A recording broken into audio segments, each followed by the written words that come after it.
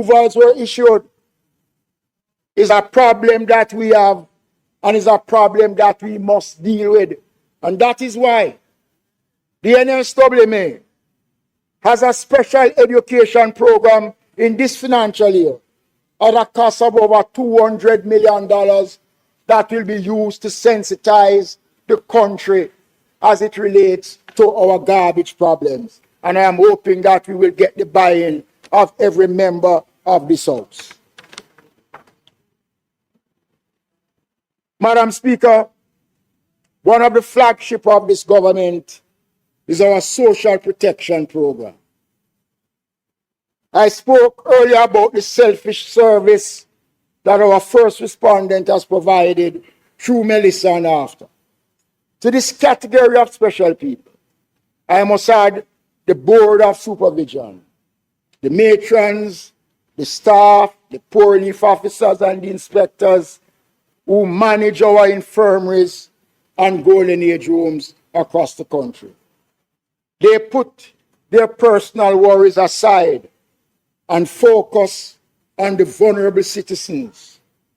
Whenever residents are relocated to shelters or in place that they have to be cared for, I can say proudly that those persons who work in our infirmaries and golden age home has done a great job in protecting those who are under their care. And I think the country should acknowledge and appreciate the work of our workers in the infirmaries and our golden age home. And it is fair to say that during the passage of Melissa, not one residence in our infirmary or golden age home sustained any injury during the passage of the hurricane. And I think that is something that we should be proud of. And during COVID-19, and I want to repeat it, none of our homes and infirmaries experienced any deaths during the COVID pandemic. And that is an outstanding achievement for a small country like Jamaica. So, Madam Speaker, we continue to put in the work within our infirmaries and to strengthen them and to make them a place that people will feel comfortable. We got approval to build 2 brand new infirmaries.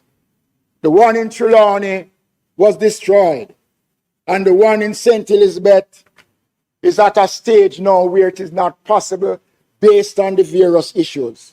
So we'll be building 2 infirmaries, 2 brand new infirmaries, one in Trelawney and one in St. Elizabeth, and then we'll be moving to build a 3rd one in the parish of St. Anne. That is the temporary location that will be housing the Trelawney Infirmary until we have constructed the new infirmary. This is our government at work taking care of the poor and destitute. Madam Speaker, we have also provided financial support to undertake works at the St. Elizabeth, Hanover, and Westmoreland Infirmary at a cost of $54 million. And to this point in time, Madam Speaker, we are doing as best as we can to ensure that we provide a safe place for these persons in our infirmaries. We have done upgrade work on the wards at the St. Thomas Infirmary. A new matron quarters was built in Hanover. A state-of-the-art kitchen and dining area was constructed at the St. James Infirmary to enhance meal services. Those works were carried out at a combined cost of $44.9 million. And the St. Catherine Infirmary, we opened a brand new therapeutic park and other facilities was built to enhance the quality of life of the residents. And I want to announce that this year, a new wing will be built at the Spanish Town Infirmary at a cost of 70 million Jamaican dollars. Work on building out the network of concrete indigent housing was curtailed by the hurricane. This year, we are providing $160 million to continue to build houses of quality and class for the infirm. Never before in the history of Jamaica have we seen indigent houses of the quality like what this administration has done. The issue of our social cases at our hospitals has been a long-standing one. And this year a special effort will be made to address it in partnership with the Ministry of Health and Wellness. 200 million will be spent to increase the capacity in our care facility to free up bed space for the people with medical needs. I now turn to the matter of the homeless, which has taken a new meaning in the context of Hurricane Melissa. The Board of Supervision, in partnership with the SDC, completed a national survey on homelessness. In the last quarter of 2025, the findings that was provided, 2,261 persons were found to be homeless.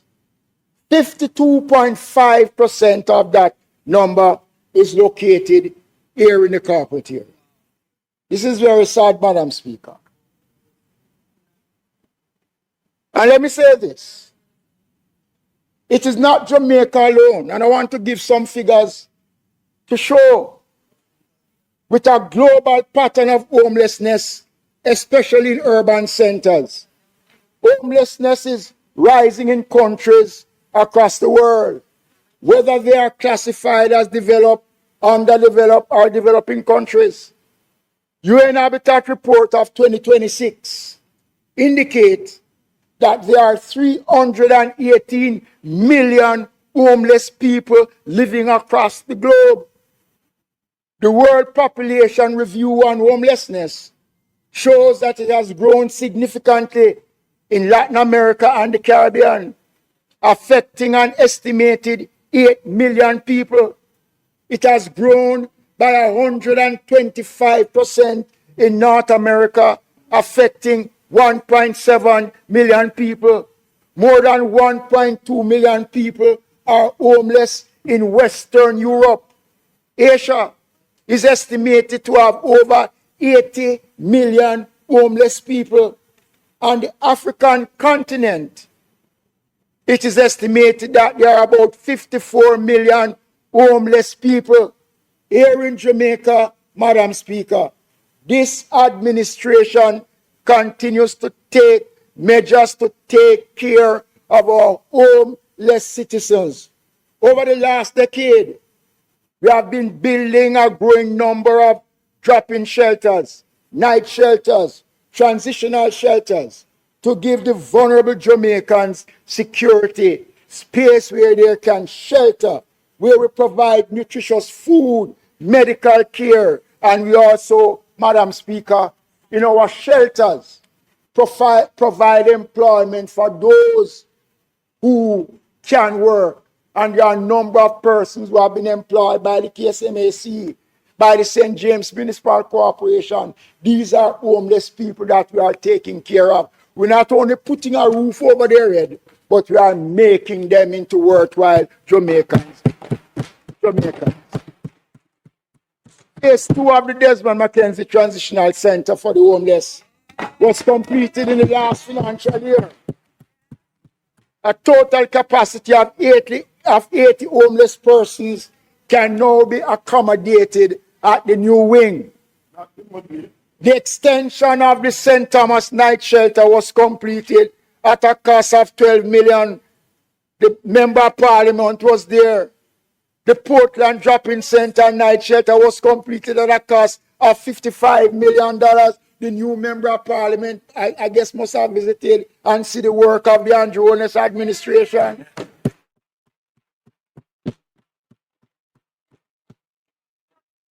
This year,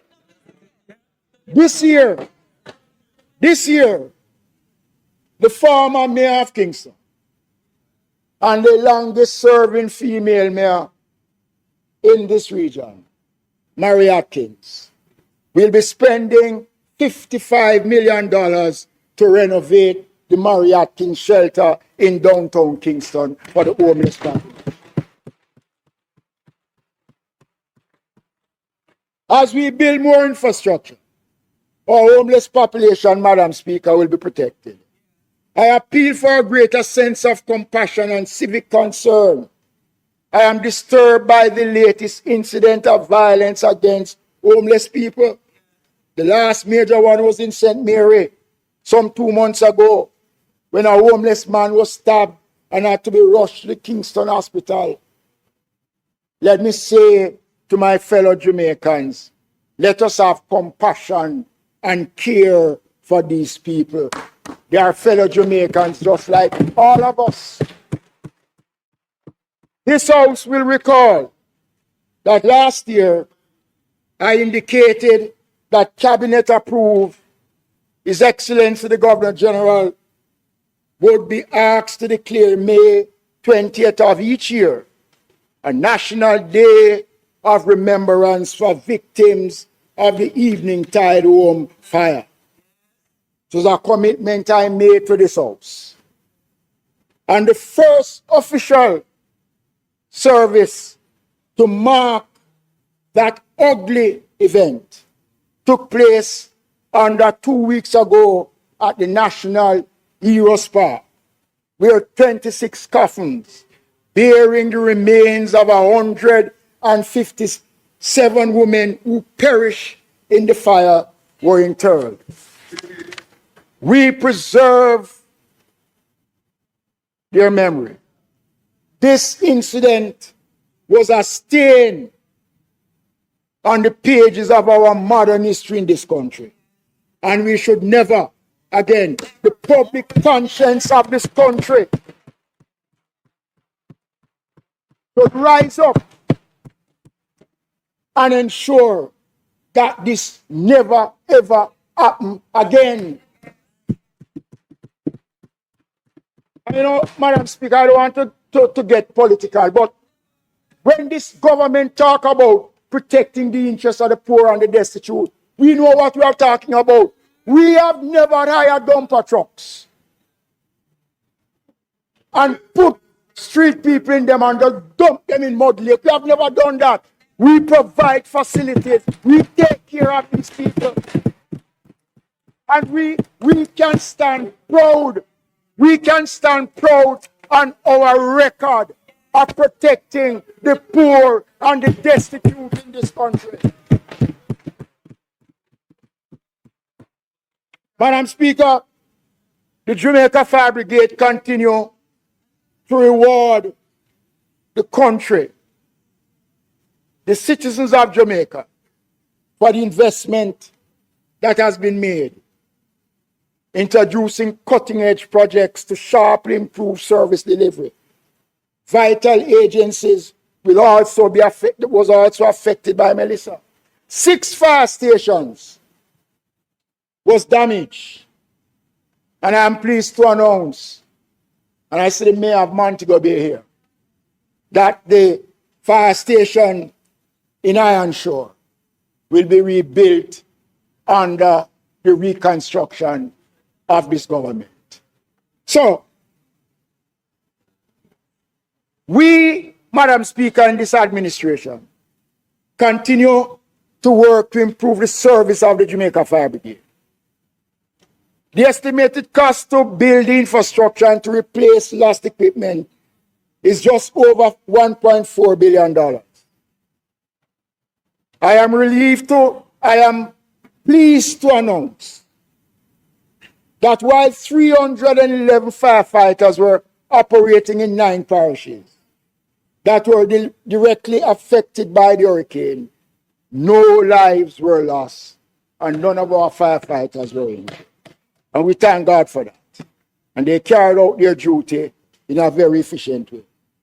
They responded to 1,661 calls between October 28 and December 12, 2025 that were linked to Hurricane Melissa.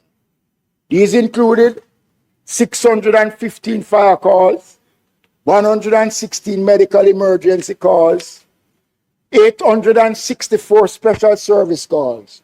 The special service calls range from clearing block roads, rescuing our residents that are trapped in communities, delivering potable water, power washing muds and silt from town centers. Madam Speaker, our country is proud of the Jamaica Fire Brigade, and I want to thank the men and the women of the Jamaica Fire Brigade for the hard work that they have been doing and will continue to do to help to rebuild back Jamaica bigger, better, and stronger, Madam Speaker. In addition to the rehabilitation of stations and the completion of current projects, the works are far advanced to ensure that every fire station can give 24-hour service by the use of generators. 95% of our island fire stations now have generators, and we have acquired 4 more in the last financial year at a cost of 33 million, and 2 more will be installed this year, Madam Speaker. So by the end of the current financial year, all fire stations in Jamaica will be equipped. It is happening for the first time under this administration. When we came in 2016, none of our fire stations had any generator. It is this administration that has done it. And we're going to talk about it. There's also additional firefighters to operate fire stations. I have the pleasure, Madam Speaker, of participating last month in the graduation exercise of another 100 trainees in the 3rd quarter of this financial year. The brigade will enhance its role in the national reconstruction phase as a major factor in the development approval process. It is working in regulating the built environment and to essentially ensure that this country will have the full service to respond to disaster such as hurricane and earthquake. Last year, the brigade inspected 11,228 buildings to ensure compliance with fire safety codes and standards. The inspection process will be one of unprecedented importance. And the reason why I say that, it is a vital component of the duties of the local authorities. They work closely with the Jamaica Fire Brigade to ensure that the Building Act as well as the Building Code are obeyed. The brigade work in the approval process includes comprehensive assessment of building plans, and the agency have reviewed over 916 plans last year. The brigade is now at a prominent part of the government's creation of a new Jamaica, where we can rely on them to ensure that the built environment, that the public becomes a part of what we are doing. The public infrastructure, and I want to say also the private infrastructure, even before the start of construction. Because we are building higher now, we are building more buildings. I want to remind the country that the input of the Jamaica Fire Brigade in the building approval process is something that we cannot bypass. Their input is important, and I want the country to be aware of that. Okay? Look, I will address you shortly. So, Madam Speaker, I don't want to be thrown off after. So, Madam Speaker, I want to say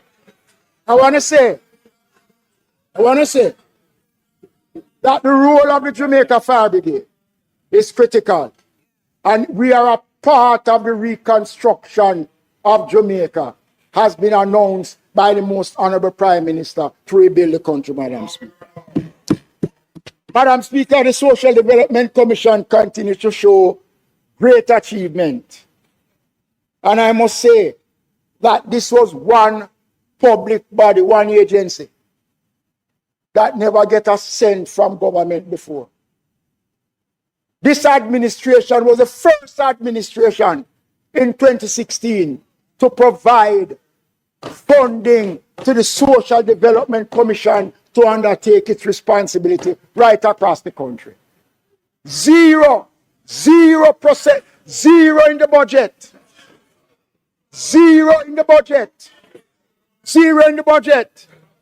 0 in the budget. Today, the agency has been transformed into a national organization, wealth program. The comprehensive research and expertise of the agency was critical in helping local and central government to make rapid, evidence-based decisions in the support of the national reconstruction. These include a national drainage assessment survey, temporary accommodation, in which damage assessments were done and potential sites were identified for erecting temporary accommodation. The agency conducted shelter transitional survey on children and others.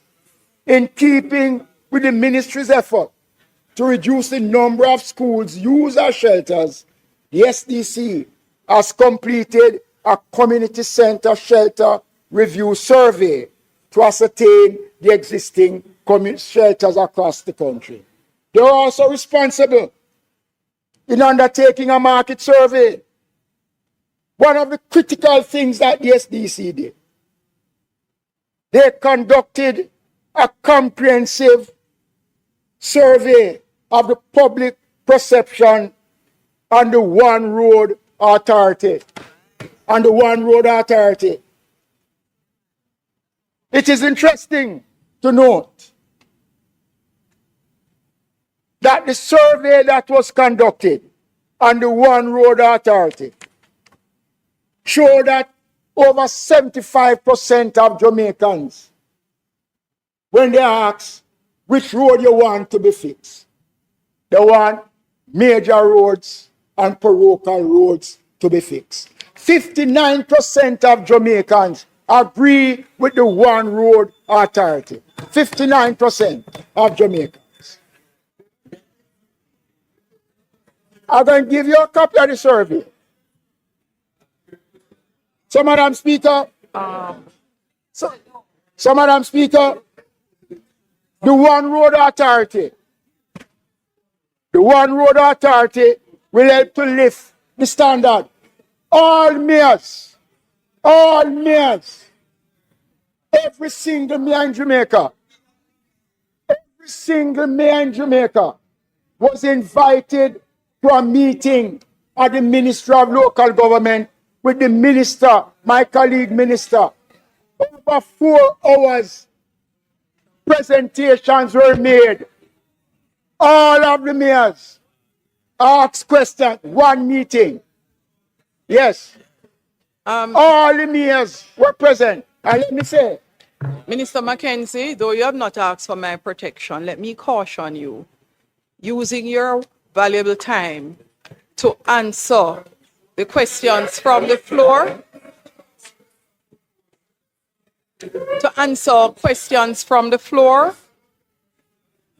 reduces your time for presentation. No. I'm giving him that time back. I love that part of the presentation. So I thank him for assisting with my opening statement. So, Minister, yes, you may take a water break and then we will recommence.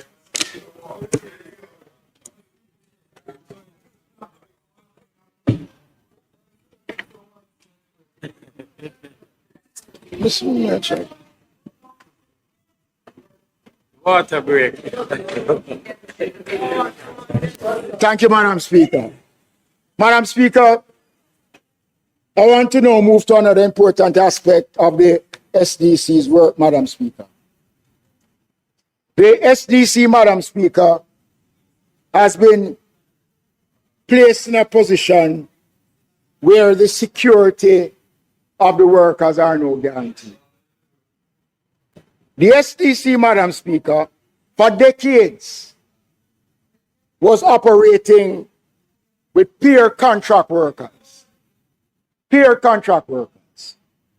So there was no security for the workers. I am pleased to announce that under this administration, the SDC has now been given a proper structure where the job security of the workers are now secured. We are putting the SDC on a level to continue the work that it is doing through the programs to provide support in the entrepreneurial programs, providing grants, building out communities, expanding programs, and community centers included. And I know that there are members on that side, if they wish to speak the truth, can speak glowingly about the work that the SDC has been doing in their constituency. Right? So, Madam Speaker,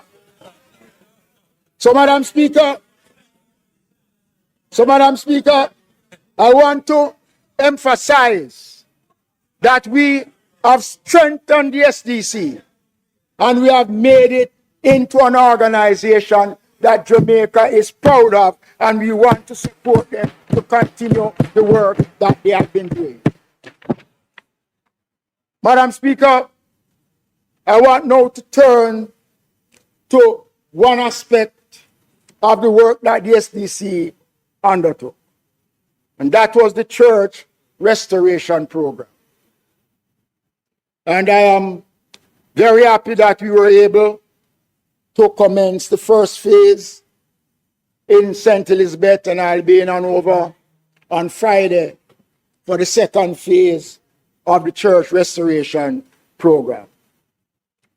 I want to conclude this presentation, Madam Speaker.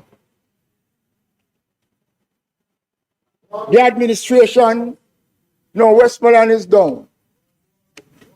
Westmoreland is down. The administration responding to the climatic crisis of Melissa by the reconstruction of Jamaica into a different and a far better country. That is what is before us today. The process will be strongly speed up as the National Reconstruction and Resilience Authority Act. We will be building back better and stronger. Madam Speaker, the local authorities have no fear about the bill that has been tabled, Madam Speaker. We are an integral part of it.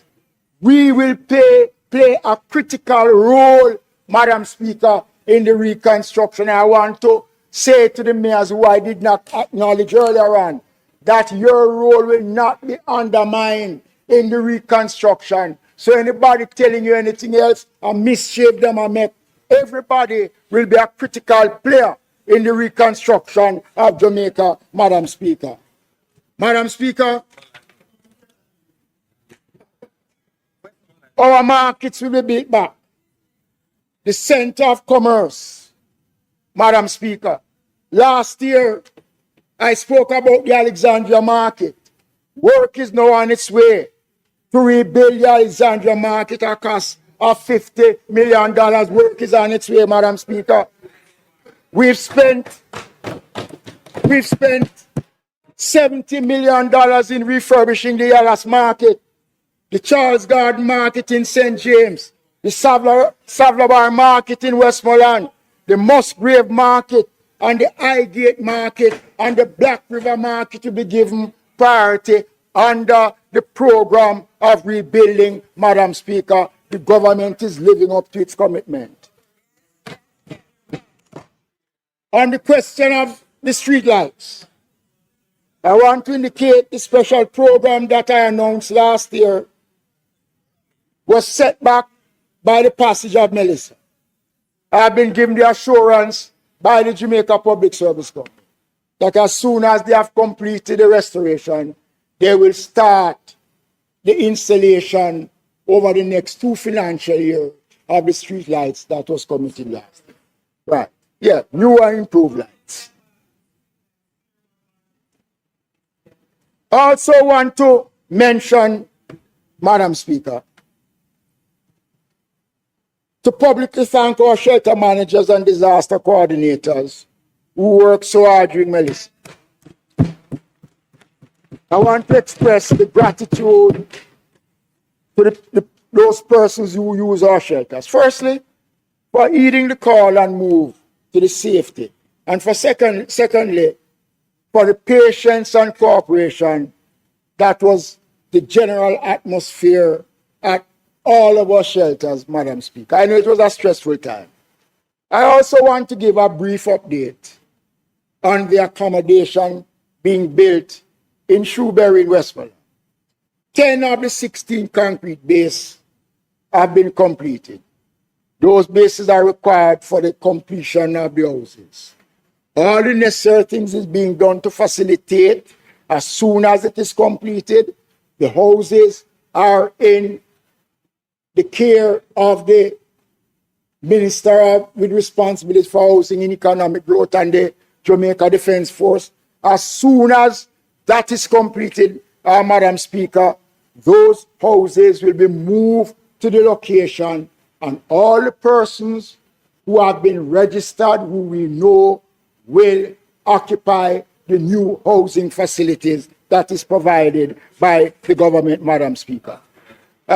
This, Madam Speaker, will tell you that we are working diligently to ensure that we do everything that is necessary. The shelters, Madam Speaker, we are working closely with the municipal corporations and the Office of Disaster Preparedness and Emergency Management. An additional $60 million will be set aside to the local authorities to assist in obtaining blankets and cots and other bedding materials to make life more comfortable in our shelters. This is the first allocation that will be made as we get ready for the hurricane season that is here with us. In addition to this, we are taking a different approach to shelter management. Instead of using multiple venues, we are looking, and based on the discussion, to build shelters in at least 3 parishes that can accommodate a large number of Jamaicans. In Westmoreland, purpose-built shelters that can be used for community facilities, netball, basketball, town hall meetings. And when the time comes, we move persons to these facilities. We're looking at the parishes of Westmoreland, Clarendon, St. Anne, and we're looking also at St. Thomas to roll out at least in the first phase of these, Madam Speaker. So, Madam Speaker, we are moving. One of the things, again, that we are going to be doing based on the Prime Minister's directive, that we must become proactive. Programs that will educate persons around the dangers, drilling exercise, and to do proper assessment. We are going to be employing 200 young Jamaicans that will be deployed to the SDC and the municipal corporation starting the 1st of July. They will work for the entire hurricane season. They will be deployed to work with disaster coordinators across the municipality in strengthening the disaster response capabilities. And I hope, Madam Speaker, that this will go a far way. So 200 young Jamaicans will benefit from this over the next 6 months. working in the areas of disaster. So the chairman of the National Disaster Risk Management Council spoke about the various things that needs to be done. And the government is fast-tracking these operations. Yesterday, I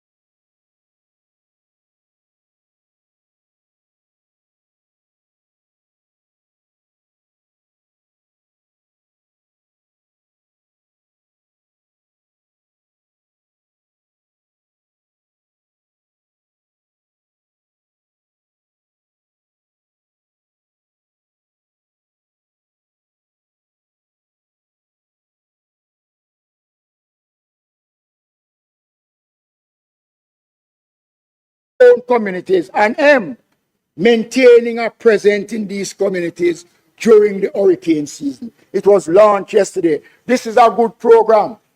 And already the people in Rocky Point supported this program tremendously.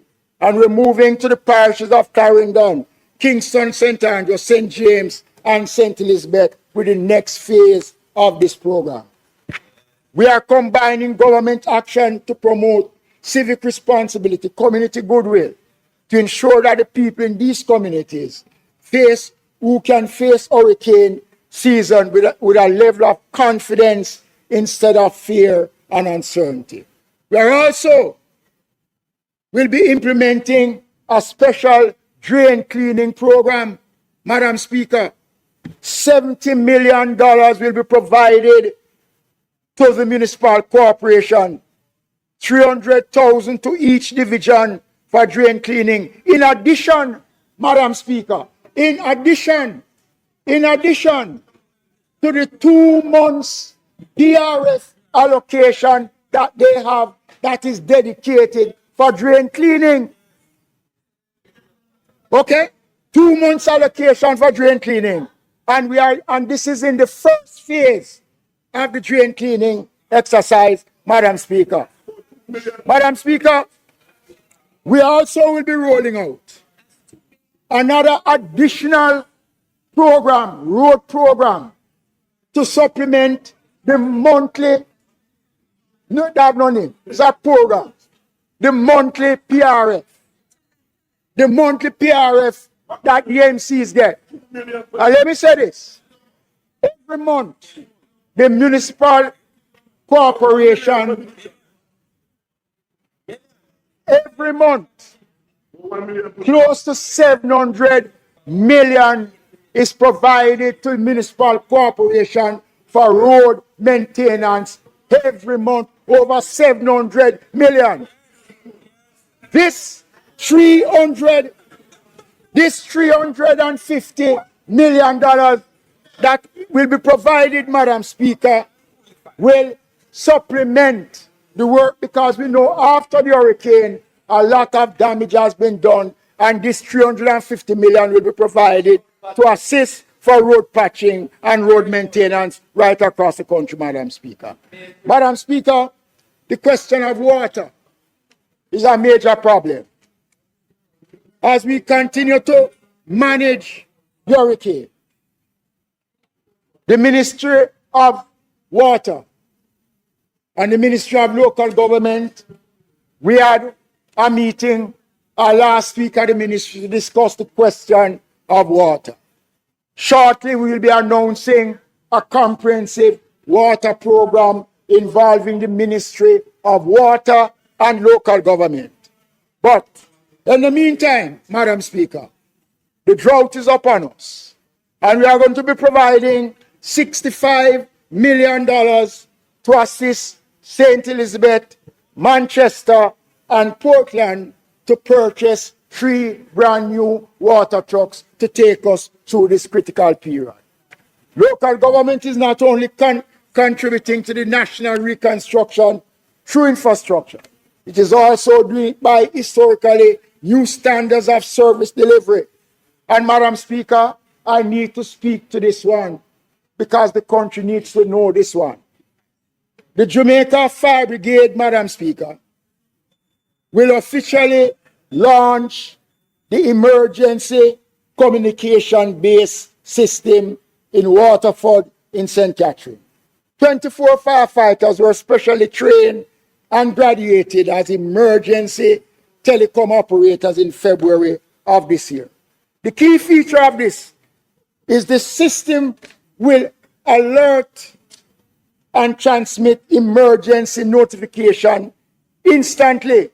Madam Speaker, if you make a call within 64 seconds, that information will be transmitted instantly to the relevant fire stations, and the firefighters will be there in 60 seconds.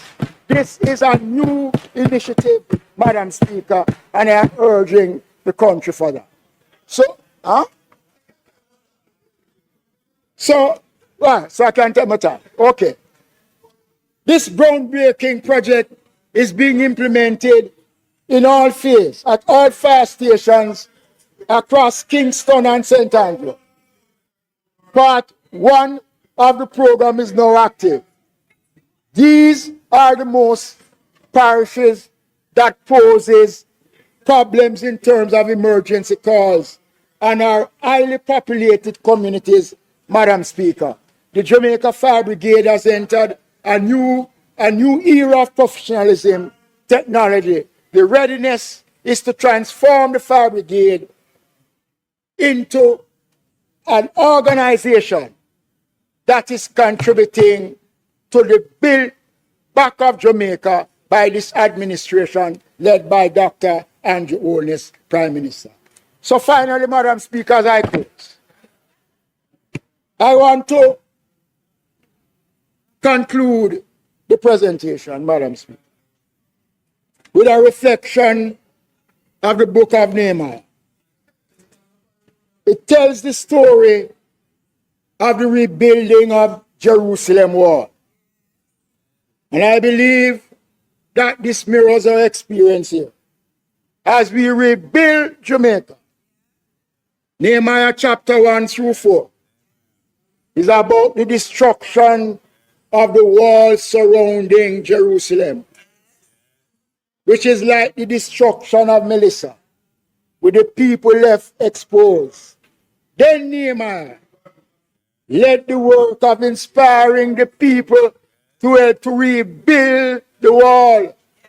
A huge project.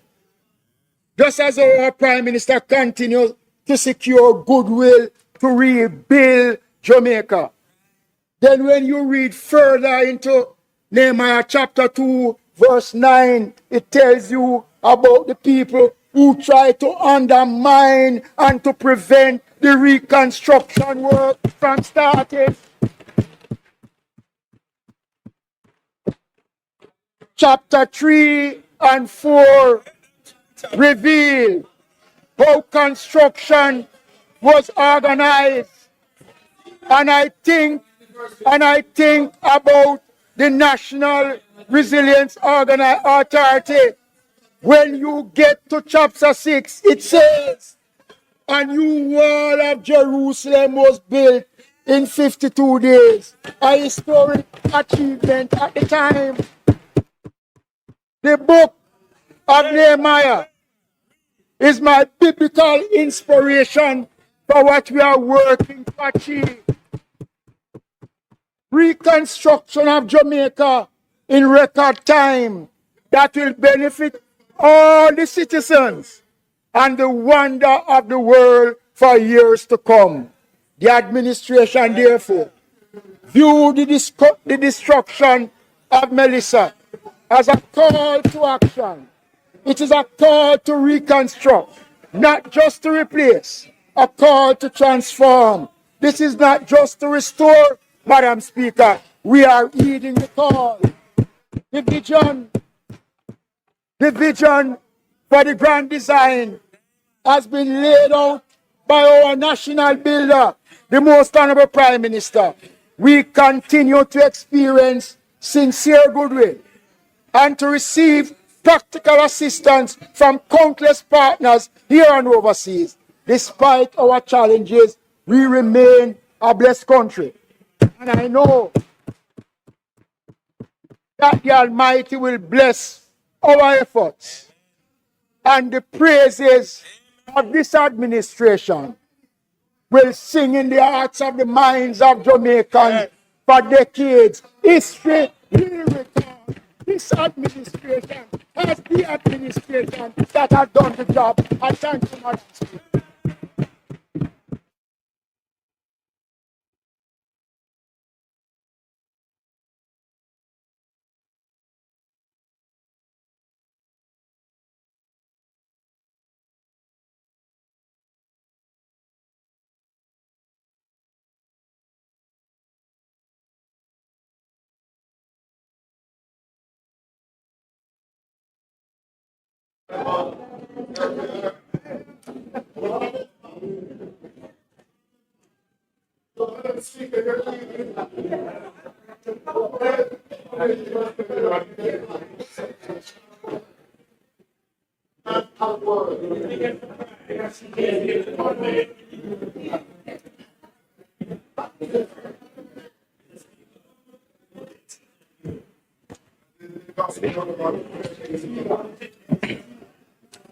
Mr. Speaker, I want to thank the Minister of Local Government